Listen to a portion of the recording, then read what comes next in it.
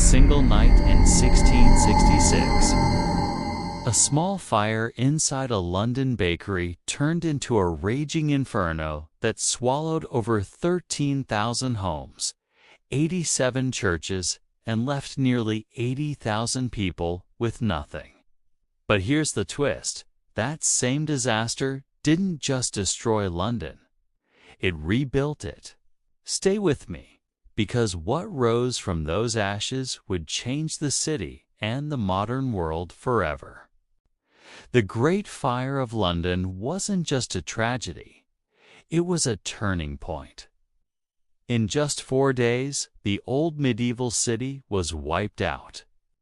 But from that destruction came innovation, new laws, new architecture, and the birth of the modern London we know today. In this video, we're stepping inside the flames to uncover how chaos reshaped an entire city forever. Chapter 1: The Spark That Started It All.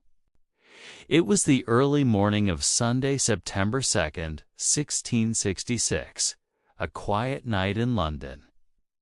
The streets were dark, still, and silent. People slept peacefully in their wooden homes, unaware that history was about to change before sunrise. On Pudding Lane, inside a small bakery owned by Thomas Fariner, baker to the King's Navy, a tiny mistake would set off one of the greatest catastrophes the city had ever known.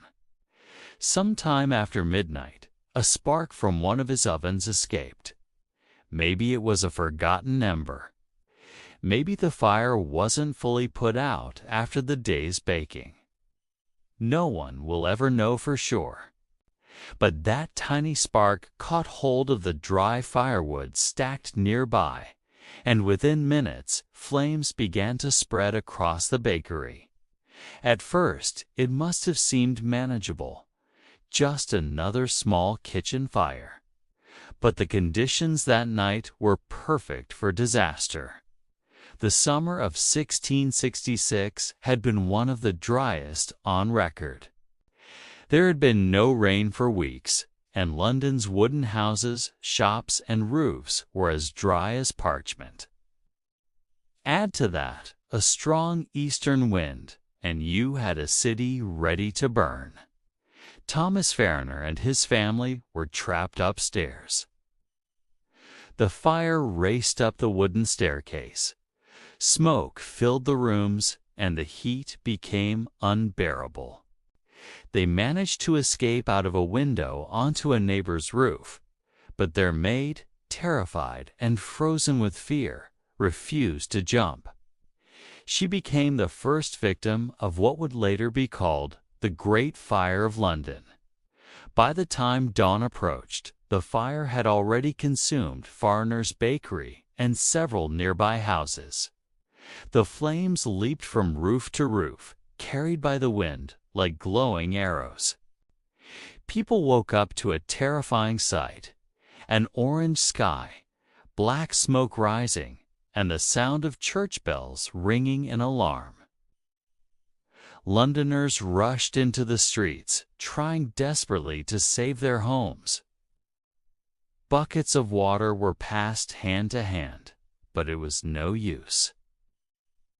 The fire was faster, stronger, and wilder than anyone had ever seen. Within hours, entire blocks of houses were burning.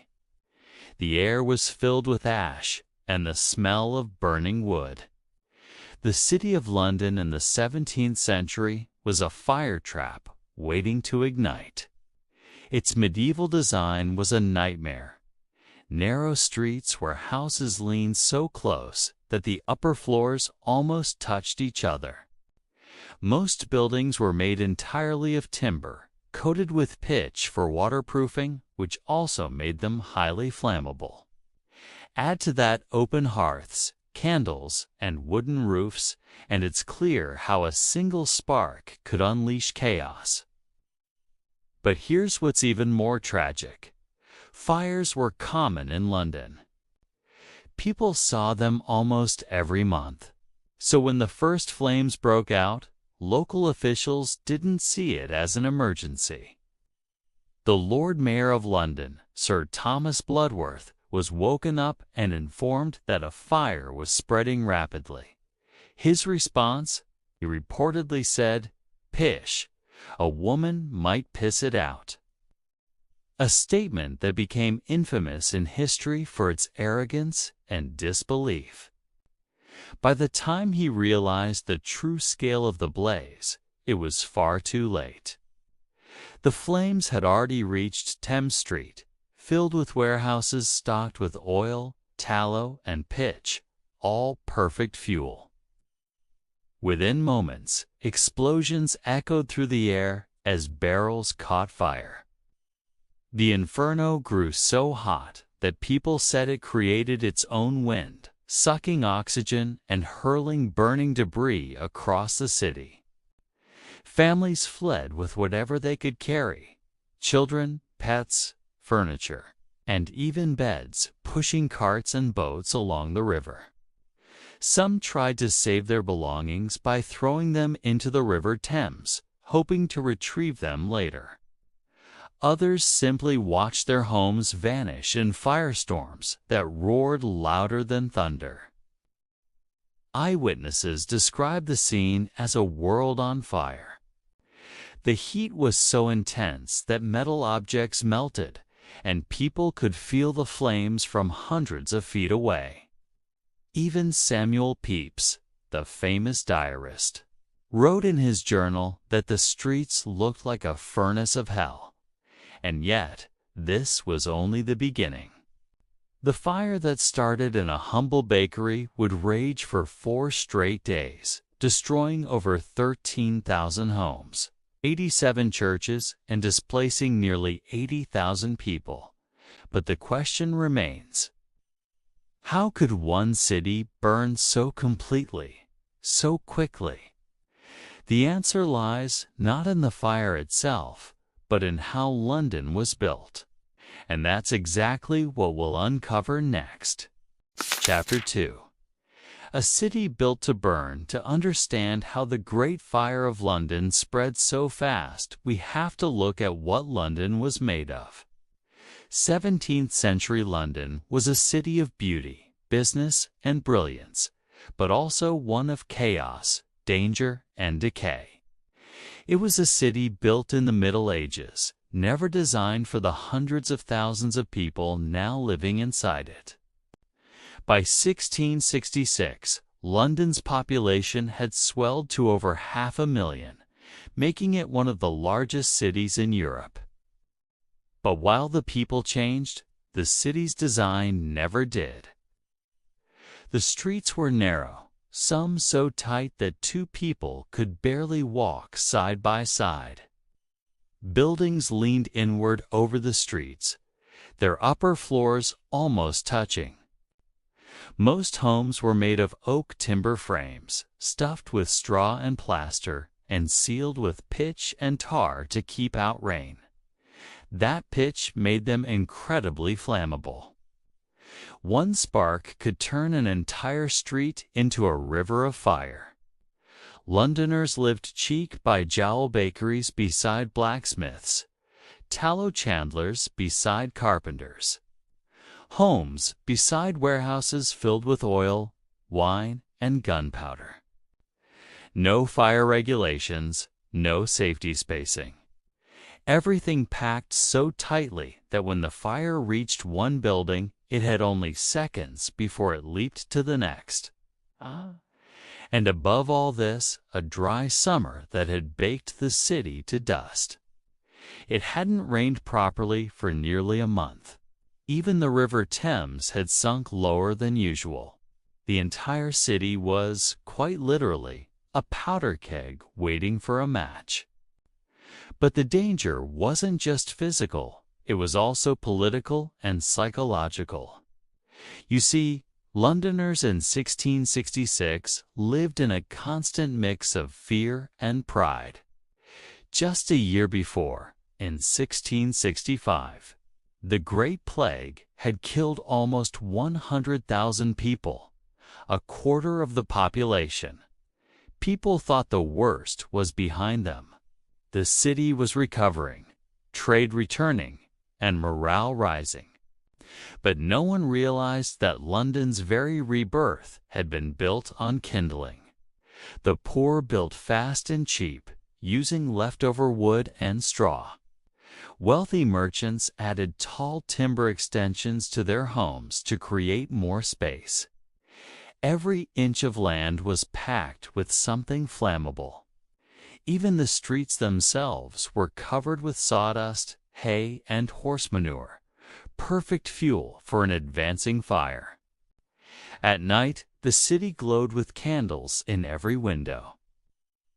Torches along the streets and open hearths burning in homes and inns. Fire was a part of everyday life, a necessity for light, warmth, and cooking, but that meant small fires were common. And people had grown careless. There were no organized fire brigades. The best tools London had were buckets of water, fire hooks, and primitive hand pumps. The only real defense was demolition, tearing down houses in the fire's path to create a barrier.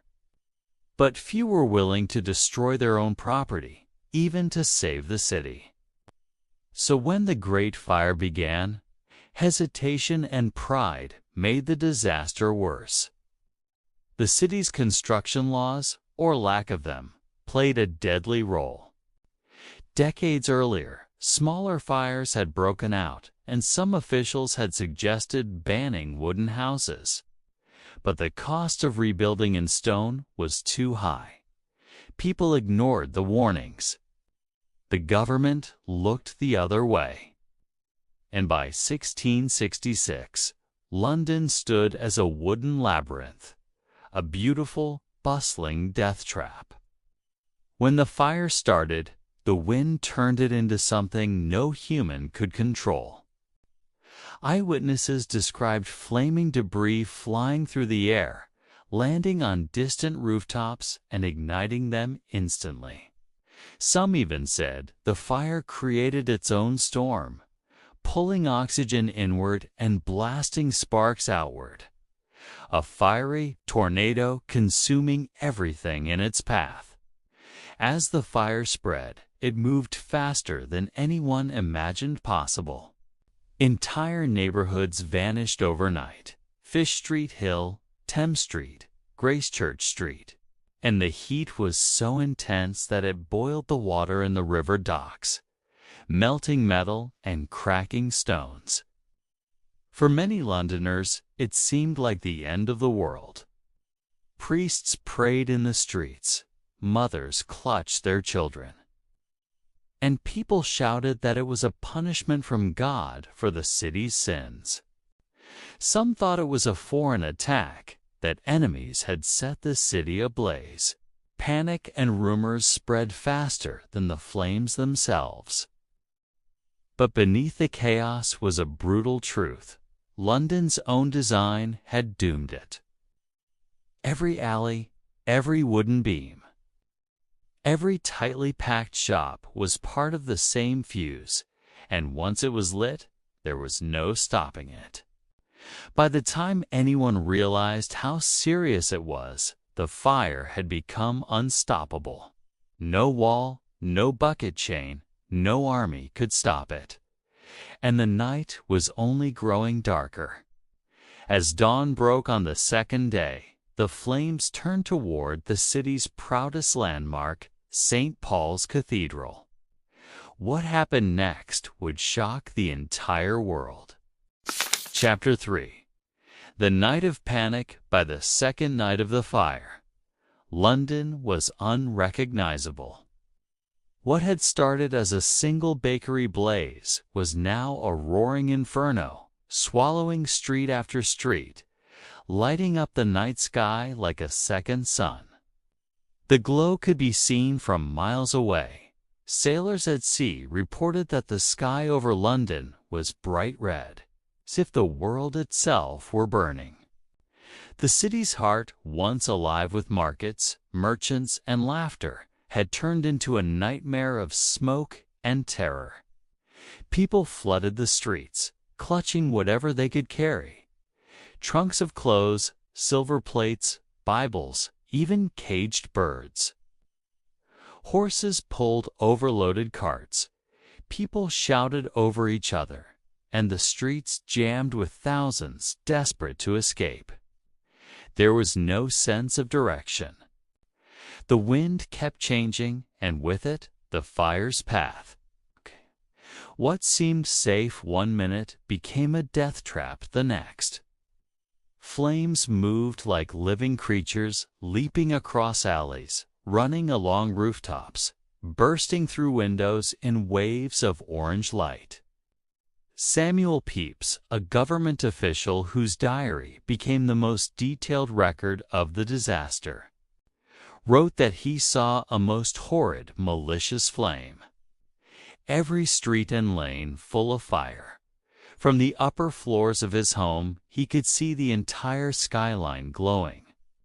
A dreadful spectacle indeed. The bells of churches rang out in warning, but soon even their ringing was drowned by the roar of the flames and the crash of collapsing walls. People describe the sound as thunder mixed with screaming. The fire didn't just burn, it devoured, consuming everything in its way. As panic spread, rumors filled the air. Some shouted that foreigners or Catholics had set the fires as revenge or sabotage. Others believed it was divine punishment that God had sent flames to cleanse a sinful city after the Great Plague. Fear turned into anger, and mobs began attacking anyone who looked foreign. Even innocent people were dragged into the chaos as London burned. Humanity itself seemed to flicker. Meanwhile, Lord Mayor Sir Thomas Bloodworth, the man who had dismissed the fire as nothing serious, was nowhere to be found.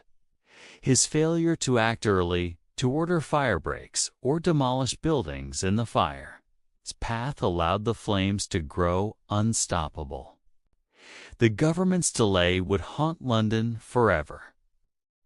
By now, the fire had reached the great warehouses along the Thames River. Filled with tar, oil, brandy, sugar, and pitch, all perfect fuel. The explosion that followed was deafening. Barrels of alcohol burst, sending rivers of burning liquid down the streets. The fire reflected off the water, making the Thames look like it too was on fire. Families fled toward the open fields outside the city walls, dragging children and elderly parents behind them. Some set up makeshift camps on the outskirts, watching their homes vanish in the distance. Others tried to ferry their belongings across the river in boats, only to find the docks already burning. And through it all, the wind screamed, carrying burning embers through the air like fiery rain. Eyewitnesses said the flames seemed to chase them, as if the city itself were alive and angry. By the night of September 3rd, the fire had consumed nearly half the city's central district. Historic markets, inns, and entire parishes were gone. The famous London Bridge, though mostly made of stone, began to catch fire too, because the houses built along its sides burned like torches. In the midst of this horror, one structure stood tall above the chaos: St. Paul's Cathedral, the spiritual heart of London. People believed it would never burn. It was made of stone, after all, a symbol of faith and endurance. As the flames approached, many citizens ran toward the cathedral, thinking it would be a safe place to store their valuables, books, and documents. But what they didn't know was that the cathedral itself was full of kindling. Wooden scaffolding from recent repairs surrounded it. and inside were piles of old books, furniture, and manuscripts. The heat outside grew unbearable, and sparks began raining down onto the roof. Then, as midnight approached, witnesses saw something horrifying. The lead roof of St. Paul's began to melt, flowing down the walls like rivers of silver. Within moments, the roof collapsed inward, sending up a tower of flame that lit the city brighter than day. The cathedral, which had stood for centuries, was gone in hours. That moment broke the city's spirit. If even God's house could fall, what hope did anything else have? The fire now ruled London completely. But just when it seemed the entire city would vanish, something, or rather, someone, finally decided to fight back. And that's when the story of courage inside the flames truly begins. Chapter 4. The Fall of St. Paul's 4 Centuries. St. Paul's Cathedral had been more than just a church. It was the soul of London. Its towering spire dominated the skyline, a symbol of faith and pride that could be seen from every corner of the city. To many, it was untouchable, eternal, the one place fire could never reach. But in the first week of September 1666, that illusion shattered. As the great fire devoured everything in its path, the flames began to crawl toward St. Paul's Hill, the surrounding streets Paternoster Row. Ludgate Hill and St. Paul's Churchyard were lined with bookshops, publishing houses, and warehouses filled with paper, oil, and wooden furniture. Every one of them was a fuse leading straight to the cathedral's heart. And inside, the church itself was a trap waiting to ignite. St. Paul's had been under renovation for years, wrapped in wooden scaffolding that climbed its walls. Workers had left planks, ladders, and dry timber scattered everywhere. The floor was littered with debris from recent repairs. Even though the cathedral's stone walls looked solid, it was surrounded and filled with fuel. Still, people believed it was safe. As the firestorm approached, dozens of Londoners ran toward the cathedral, not away from it. They carried books, furniture, and valuables, hoping to protect them inside what they thought was God's fortress. The clergy agreed to store important documents, royal records, and priceless manuscripts in the crypt, believing the building's thick stone walls would shield them. But the fire was unlike anything London had ever seen. The heat was so intense that the air itself seemed to shimmer. Sparks fell like rain, and flaming debris flew through the sky, carried by the raging wind. On the night of September 4th, the flames reached the cathedral's outer walls. The wooden scaffolding caught instantly. Within minutes, it was a tower of fire. The heat grew so fierce that the lead roof, nearly 200 tons of metal, began to melt, running down the streets in streams of silver. Eyewitnesses later said it looked as if the very heavens were bleeding light. Inside, the firestorm turned the vast interior into a furnace. The wooden beams in the roof burst into flames, and the great timbers crashed down onto the marble floor. The air filled with choking smoke and the smell of burning books as centuries of knowledge turned to ash. Samuel Pepys, watching from a distance, described the moment vividly in his diary. The sight was heartbreaking. The stones of St. Paul's flew like grenades, melting lead running down the streets, and the fire devoured everything sacred. By midnight, the great cathedral, once thought immortal, was gone. Its spire had fallen, its bells melted, and the night sky over London glowed brighter than ever. The flames leaped hundreds of feet high, casting a blood-red light that could be seen across the countryside. For many Londoners, it felt like the death of hope itself. The fall of St. Paul's wasn't just the loss of a building. It was a spiritual wound. The people had believed that if St. Paul's stood, London would stand. But now, even that was gone. And yet, amid the ashes and despair, something remarkable began to stir. A silent courage, a determination to fight back, even when everything seemed lost. Because for those who remained in the city, there was still one question burning brighter than the fire itself. Who would rise to face the unstoppable flames, and what desperate acts would finally turn the tide? Chapter 5. Heroes in the Smoke as the flames consumed everything. Homes, markets, churches, and even the great cathedral, London, seemed finished. The wind still howled. The sky still bled orange, and the air was so thick with smoke that people could barely breathe. But out of that choking darkness, something remarkable began to emerge. Ordinary people refusing to give up. For the first time in days, Londoners stopped running. They started fighting back. At first, it was chaos. There was no real fire brigade, no organized system, no central command. Firefighting in 1666 was done the way it had been for centuries, by hand, with buckets, hooks, and courage.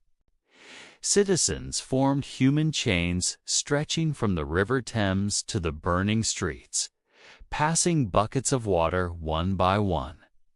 It was slow, desperate work. The water often evaporated before it even touched the flames. But they kept going, driven by sheer will. The city's trained bands, volunteer militias formed to protect neighborhoods, joined the fight too. They used firehooks to pull down burning houses and stop the flames from spreading. Every crash of a collapsing wall was both a victory and a heartbreak. Because every home they destroyed to save another was someone's entire life reduced to rubble. Amid the chaos, one man finally stepped forward to take control. Sir William Penn, father of the future, founder of Pennsylvania, and a respected naval officer.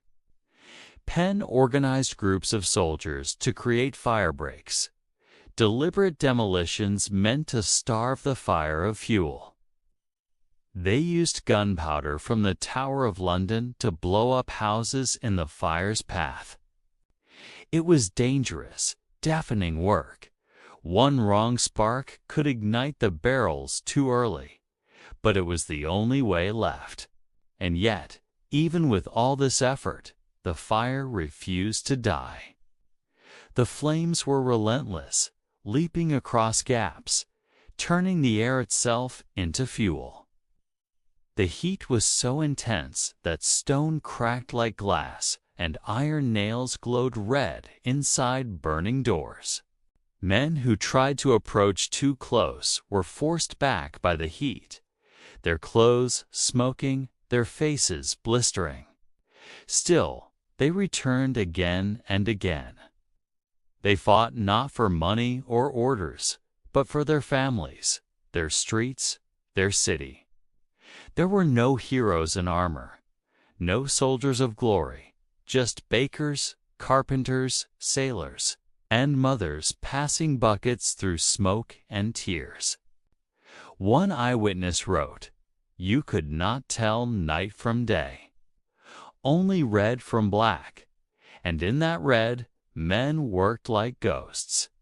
But bravery came with heartbreak. Entire families who fought to save their homes would return moments later to find them gone, People collapsed from exhaustion, coughing from the smoke. The air smelled of ash, wet wood, and sorrow. Dogs barked endlessly, and church bells, twisted by heat, gave out strange, haunting tones. As the fire pressed westward toward Fleet Street and the Temple, more soldiers joined the fight. Some used makeshift water engines, hand-pumped devices that could spray short jets of water. Others dug trenches and tore down houses with ropes. Each demolition created a brief pause in the fire's advance, small islands of survival in an ocean of flame. By the third day, the men at the Tower of London prepared to use gunpowder on a larger scale. Their plan was bold, to blow up rows of houses in front of the oncoming fire, creating a massive gap. It was risky, but if it failed, the tower itself, filled with munitions, would explode and destroy half the city. London's future now rested on one last gamble. And in that moment, something changed. The wind that had fueled the inferno began to slow. The roaring gusts that had carried sparks across the rooftops weakened and shifted. Smoke rose more slowly. For the first time in 4 days, the fire's edge began to waver. The gunpowder teams acted quickly. Massive explosions thundered through the ruins, shaking the ground and tearing open empty spaces in the city. Flames raced toward these gaps, and then, finally, began to die out. The fire that had seemed eternal, that had swallowed London whole, was finally breaking. When the smoke began to clear, the people could hardly believe what they saw. Streets they'd known all their lives were gone, replaced by blackened earth and silent ruins. But through the devastation, one thing was clear. London had survived. The fight to stop the Great Fire was not won by kings or generals. It was won by the hands of ordinary Londoners, covered in soot, bruises, and burns. People who refused to let their city disappear into smoke. In the heart of despair, London had found its courage. But as the flames finally faded, another challenge began.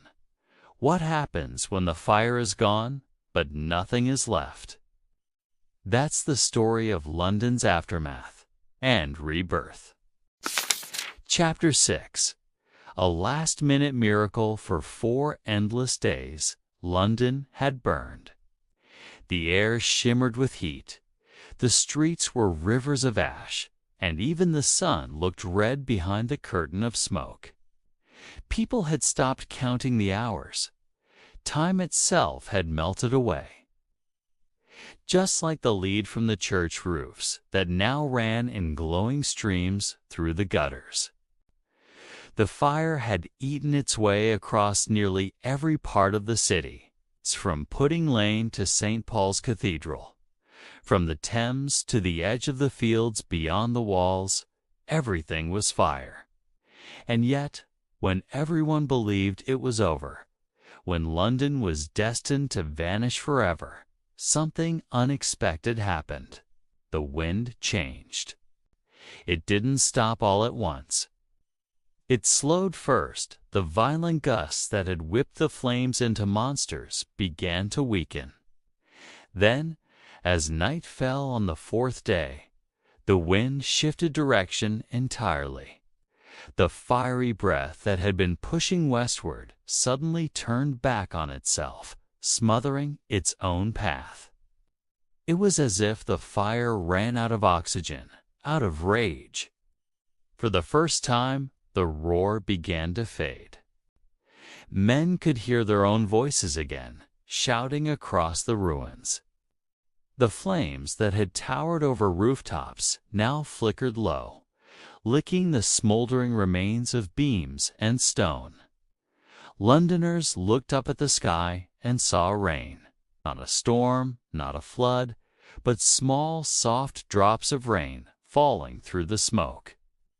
To them, it felt like a miracle from heaven. The droplets sizzled as they hit the embers, turning steam into mist. It wasn't enough to end the fire entirely, but it was enough to give people hope. By dawn, the soldiers and volunteers who had been fighting non-stop seized the moment. They pushed forward, using every ounce of energy left in their bodies. The gunpowder teams detonated more controlled blasts, cutting off burning sections before the fire could jump again. Bucket lines returned, passing water from the Thames with hands blistered and bleeding. And slowly, painfully slowly, the fire began to die. By Thursday, September 6, 1666, 4 days after it began, the Great Fire of London was officially declared extinguished. But extinguished didn't mean peace. The heart of the city was gone. Over 13,000 homes, 87 churches, and countless lives shattered.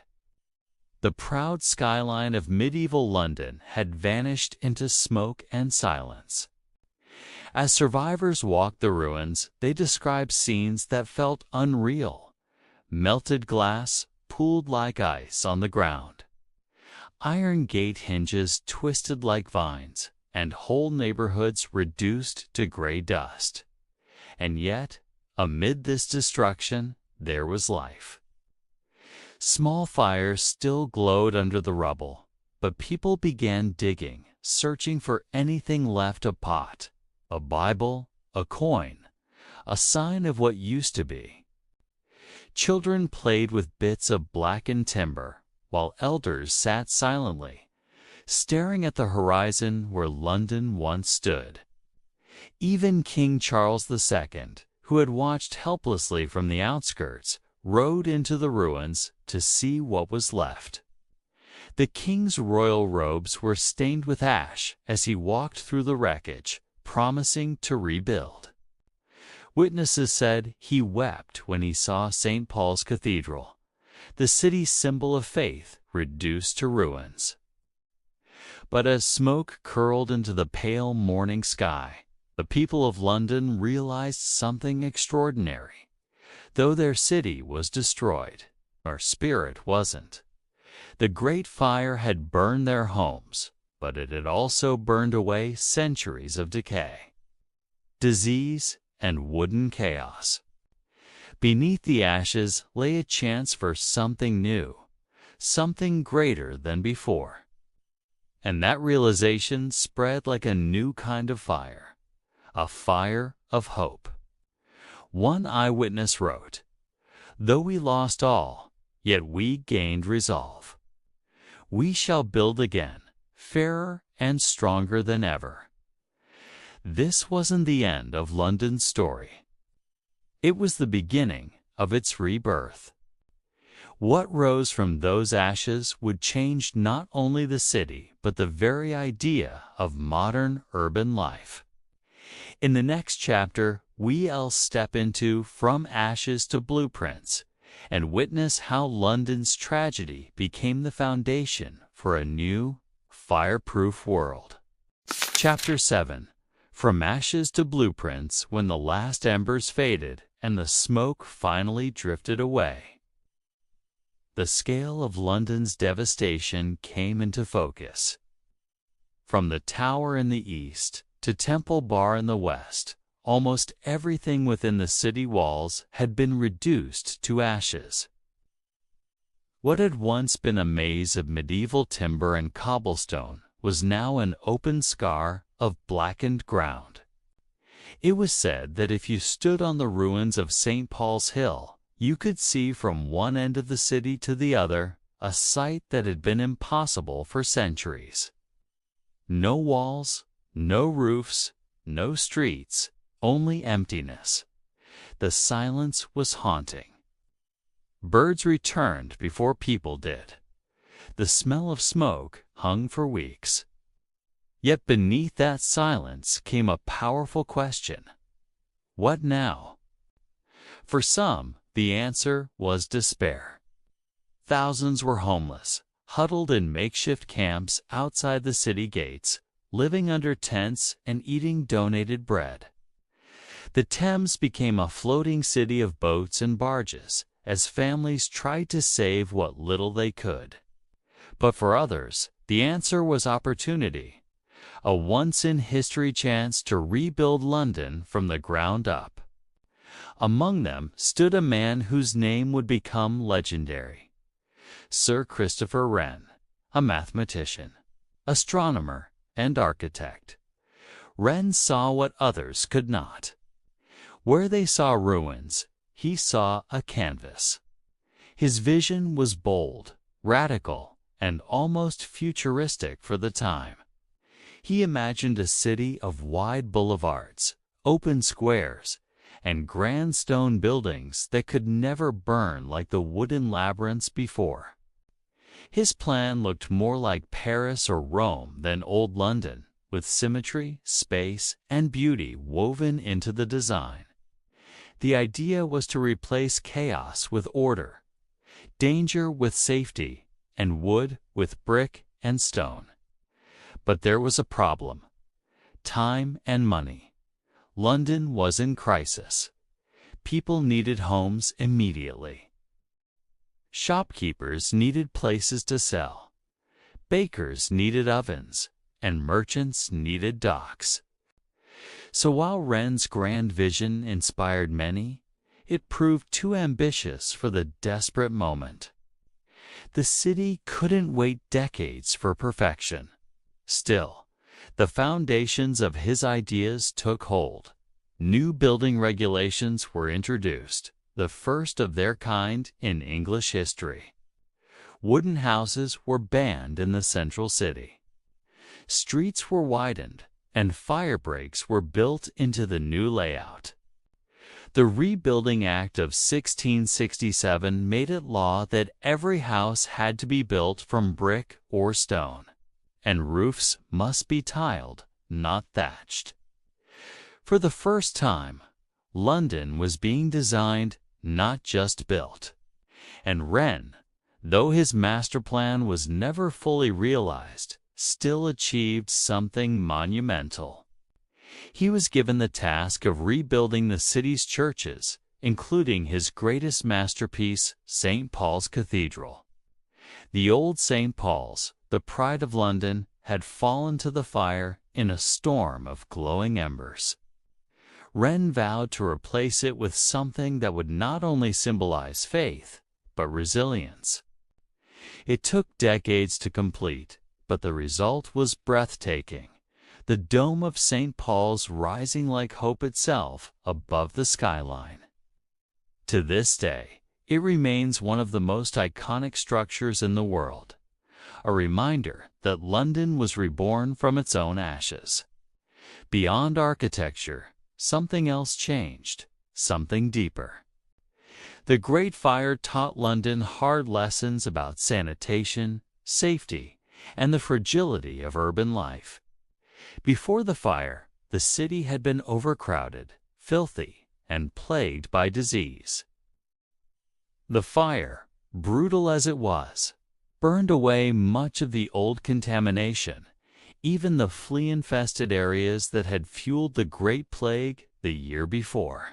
The destruction had cleansed more than buildings. It had cleansed the air itself. As rebuilding began, so did reform. City planners introduced wider streets for air circulation, larger windows for light, and organized sewage systems to prevent future outbreaks. What began as tragedy slowly evolved into modern city planning. In just a few years, the ashes of medieval London gave rise to something new, a cleaner, stronger, more resilient city that would soon become the beating heart of a global empire. London was no longer the same. It was reborn. And in that transformation, the world learned something timeless, that even the greatest disaster can become the foundation of greatness if people have the courage to rebuild. But not everyone saw the fire as pure misfortune. Some believed it was a punishment, or even a conspiracy. In the next chapter, we uncover the darker side of the aftermath: rumors, blame, and the hunt for those accused of starting the Great Fire. Chapter 8. The Blame Game. Searching for the culprit, the fire was out. The flames were gone.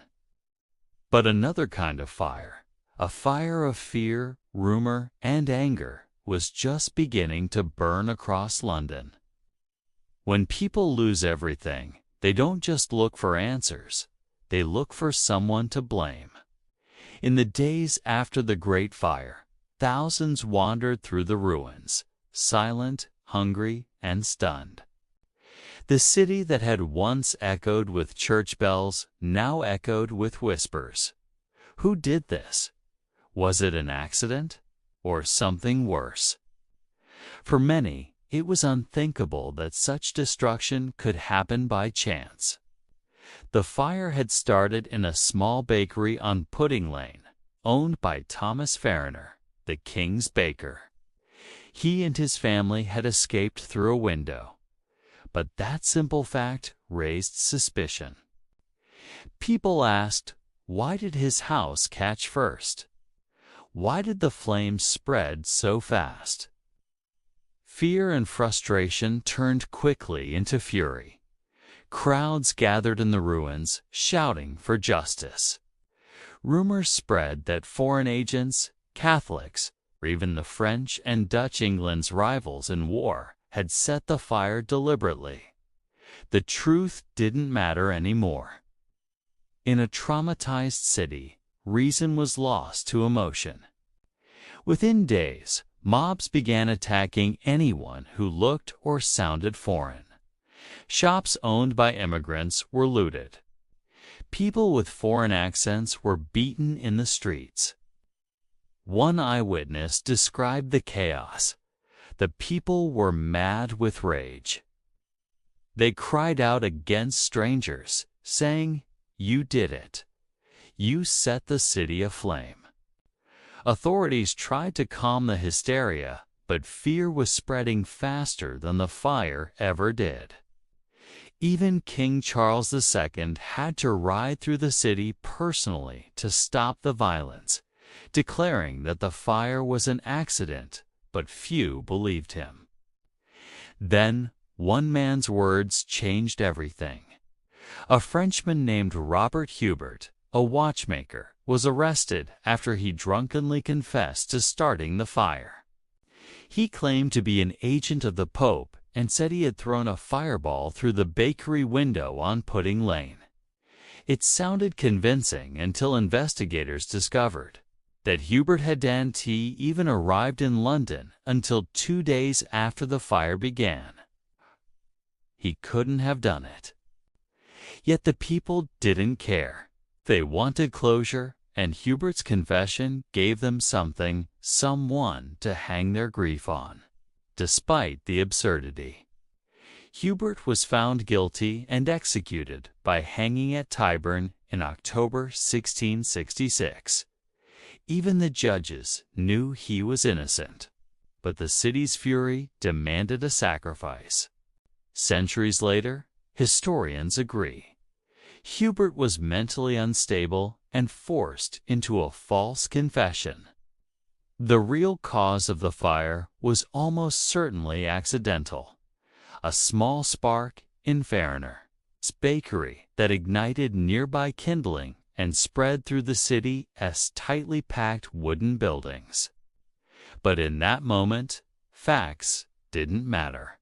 London had endured so much loss that it needed a story, even a false one, to make sense of the chaos. The Great Fire of London had destroyed more than buildings. It had burned through trust, reason, and humanity itself. The people who had once fought side by side to save their city were now divided by suspicion and fear. Yet through all of this, one lesson would slowly emerge that blame cannot rebuild and hate cannot heal. The same city that turned on its own would soon learn to turn back toward unity. As the years passed, London rebuilt, not just in stone, but in spirit. In the next chapter, we'll see how a city scarred by tragedy became a symbol of resilience for the world. In Legacy of the Fire, the city that wouldn't die. Chapter 9.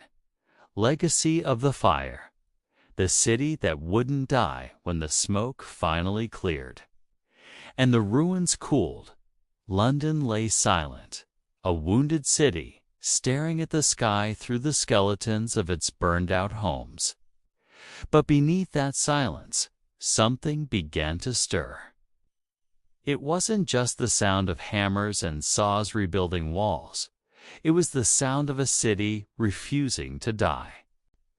The Great Fire had taken nearly everything minus 436 acres of land, over 13,000 homes, and the heart of one of the greatest cities in the world. Yet from the very beginning, London's people showed something stronger than fire: resilience. Families that had lost everything began again. Merchants rebuilt their shops from scraps. Churches rose once more, brick by brick. And on the horizon, the dome of St. Paul's Cathedral, designed by Christopher Wren, slowly began to rise, not as a symbol of loss, but of victory. For the people of the 17th century, that dome was more than architecture. It was hope made visible, a promise that the spirit of London would outlast the ashes. Over time, that promise came true. The new London that emerged from the ruins wasn't just stronger, it was smarter. The fire forced the city to reinvent itself. Streets were widened, buildings made of stone replaced flammable timber, and early fire brigades were formed, the ancestors of modern firefighting. The lessons learned in 1666 reshaped not only London, but the world's approach to urban safety and design. Cities across Europe studied what happened and began adopting similar fireproofing laws. In a strange way, London's destruction became a gift of wisdom for future generations. But beyond architecture and law, something deeper changed: the identity of London itself. The city that had once been seen as chaotic, overcrowded, and unsanitary became a symbol of rebirth. Its people had endured plague, fire, famine, and war, yet each time they stood back up. That strength became part of the city's soul. Even today, centuries later, when Londoners walk the narrow lanes rebuilt after the fire, they walk on top of history, literally. Beneath their feet lie the ashes of 1666, buried under layers of progress. Every brick, every street, every cathedral bell carries the memory of a time when the entire city burned, and still survived. Writers and historians would later call it London's trial by fire, a test that proved the city's endurance. And in that trial, London didn't just rebuild, it transformed. It became a beacon of resilience to the world, a reminder that even in total ruin, humanity can rise higher than before. Sir Christopher Wren himself captured this idea perfectly. When he died, he was buried in St. Paul's Cathedral, the very monument he built from the ashes. On his tomb are the Latin words, "Si monumentum requires, circumspice." If you seek his monument, look around you. Because London itself became his monument. A living city, born from destruction. a reminder that even the darkest night can end in dawn. But before we close, one question remains. How did this single event centuries ago continue to shape the London we know today? In the final chapter, we'll explore how the memory of the Great Fire still burns quietly in the heart of modern London. Chapter 10. The Fire Still Burns, London Today. Centuries have passed since that fateful September of 1666. The ashes have long faded. Smoke has vanished, but the story of the Great Fire still flickers in the heart of London. If you walk the streets today, you can still feel its shadow, not in fear, but in memory. Modern skyscrapers rise where wooden houses once stood. Subways run beneath the same ground that once glowed red with flame. And yet, hidden among the glass and steel, the echoes of that ancient inferno remain. Near the old heart of the city stands a towering stone column, the monument designed by Sir Christopher Wren himself. It reaches 202 feet high, the exact distance from where the fire began on Pudding Lane. Climb to the top, and you can see what Wren wanted everyone to remember, that from this very spot where London fell, London also rose. Every September, historians and Londoners still tell the story. School children visit the site where the fire started, imagining the chaos of that night, the bells, the smoke, the red sky. And somewhere, deep within the city's rhythm, that memory beats like a pulse. Because the Great Fire wasn't just about destruction, it was about transformation. It forced humanity to rethink how we live, build, and protect our cities.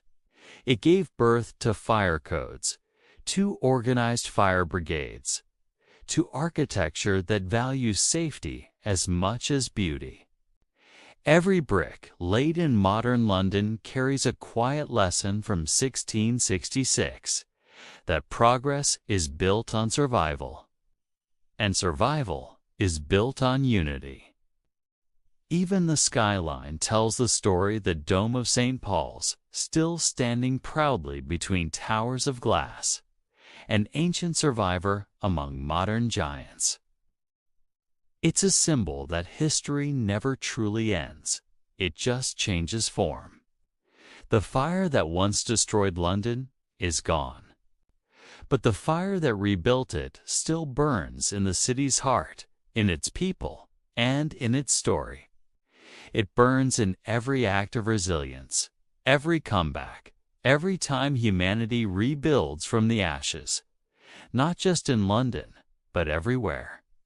Because the lesson of 1666 belongs to all of us.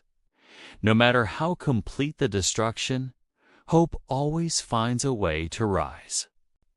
If this story moved you, if you believe history's lessons still matter today, then be sure to subscribe to Decoding History and Science for more stories that reveal how the past shaped the world we live in. Leave a comment sharing your thoughts, and let's keep this fire of curiosity burning together. Because history isn't just something we remember, it's something that still lives within us.